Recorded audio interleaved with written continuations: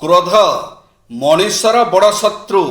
ଏହା ହୃଦୟର ଆବେଗ, ଏହା ମସ୍ତିଷ୍କର ଏକ ଆବେଗ। କୌଣସି ଆବେଗ ବାର ବାର ଉଦ୍ବେଳିତ ହେଲେ ଉଦ୍ବେଗ ଆସେ।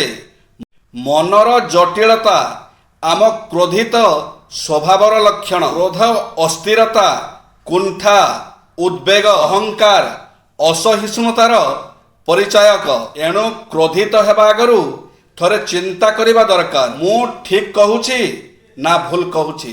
ଘୁଙ୍ଗୁଡ଼ି ଅଧିକାଂଶ ଶୋଇବା ଅବସ୍ଥାରେ ଘୁଙ୍ଗୁଡ଼ି ମାରିଥାନ୍ତି। ଯିଏ ମାରେ ସେ ନିଜେ ଜାଣିପାରେନି, ଅନ୍ୟମାନେ ଏହା ଜାଣନ୍ତି। ଘୁଙ୍ଗୁଡ଼ି ମାରିବା ଏକ ସାଧାରଣ ଘଟଣା ନୁହେଁ, ଏହା ଏକ ପ୍ରକାର ରୋଗ।